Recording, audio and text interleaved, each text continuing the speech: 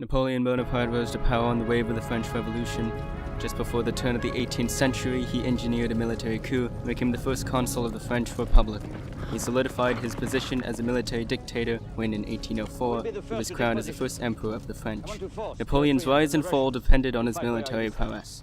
So how exactly good of a general was he? To begin, let's examine Napoleon's military history. A number of coalitions were formed against the French. The first two, aptly named the First and Second Coalitions, were during the French Revolution. The third coalition, composed of Austria, Britain, and Russia, arose in response to Napoleon's growing power. At the Battle of Ulm, Napoleon encircled and captured an entire Austrian army.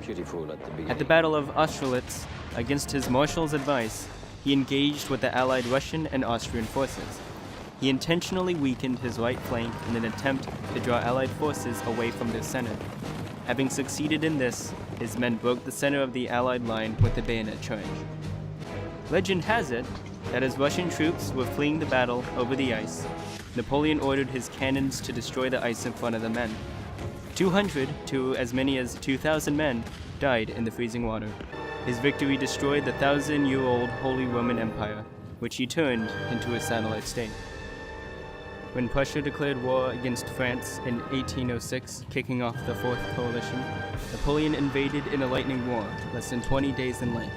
His 160,000-man army defeated the Prussian army of over 250,000 men, occupying Berlin and capturing 150,000 prisoners, 4,000 artillery pieces, and 1,000 muskets. He then went to war against Russia, and after a stalemate at Eylau, he routed the Russians at Friedland. Thus, he defeated the Fourth Coalition. By conquest, Napoleon was now a master of almost all of Western and Central Europe. What he did not own, he was allied with the notable exception of Austria. He tried to invite Portugal and Spain to install his brother Josh as the Spanish monarch, both overconfident that the Spanish army would accept his brother's rule. As a result, he lost his entire army corps, a full 24,000 men at the Battle of Berlin in 1808. In addition, he lost 5 ships of the line, the largest sailing ship of the time, anchored in Cardiff. It was a historic occasion. News of it spread like wildfire through Spain and all Europe. It was the first time since 1801 that sizable French force had to lie down its arms, and legend of France's invincibility underwent a several shaking. David Chandler, The Arts of Warfare on Land. However, when Napoleon took personal command, the French again went to the offensive, driving the British back and set up Napoleon's brother on the throne. After Napoleon left Spain, the French will push back the British English general also Willie Silly.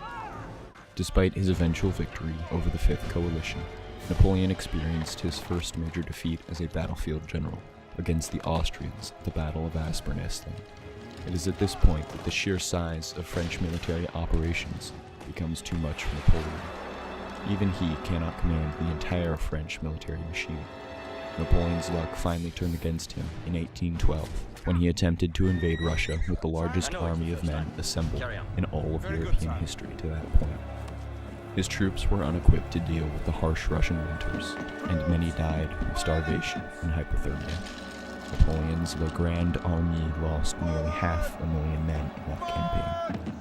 With the formation of the Sixth Coalition between Russia, Prussia, Austria, and the United Kingdom, Europe saw the largest land battles in its history up to that point.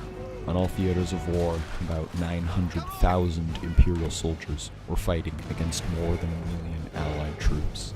Napoleon was pushed back mostly by overwhelming numbers, and by 1814 he had retreated to Paris. Even so, he won a number of military victories in the so-called 6 Days Campaign, with only 80,000 men against the Allies' 400,000.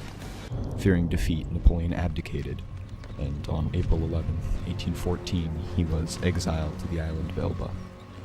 However, later that year, Napoleon engineered his return to France from exile. As he marched towards Paris, his old army gathered around him, and he met virtually no resistance. He proclaimed himself Emperor of France once again. Austria, Great Britain, Prussia, and Russia declared war against France, forming the Seventh and Final Coalition. Napoleon went on the offensive and enjoyed some early success, but was stopped at the infamous Battle of Waterloo.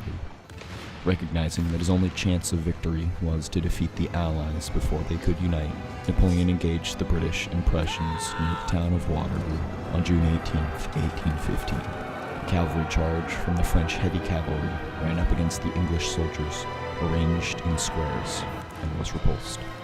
A last valiant charge by Napoleon's own Imperial Guard was stopped by Dutch reinforcements. Seeing the Imperial Guard retreating, and with Prussian reinforcements arriving, the French army broke and ran. Once again defeated, Napoleon was exiled to the island of St. Helena in the middle of the Atlantic Ocean, where he died on May 5, 1821. So was Napoleon a great general? It may be said that he was a brilliant tactician, unmatched in his superiority on the battlefield.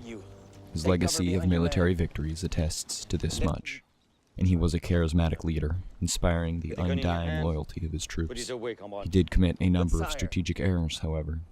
His failed invasion of Russia cost countless lives and weakened his empire. His involvement in the Spanish War of Succession opened a war on two fronts. If anything, Napoleon was too confident in his own abilities. He trusted in his own strategic genius too much, and was unable to wield the might of the French Empire to its full potential. Even so, he brought most of Europe under his control, and it took an alliance of all the other major European powers to eventually defeat him. In this sense, Napoleon was, perhaps, the greatest tactical, though not strategic, general of his or any era.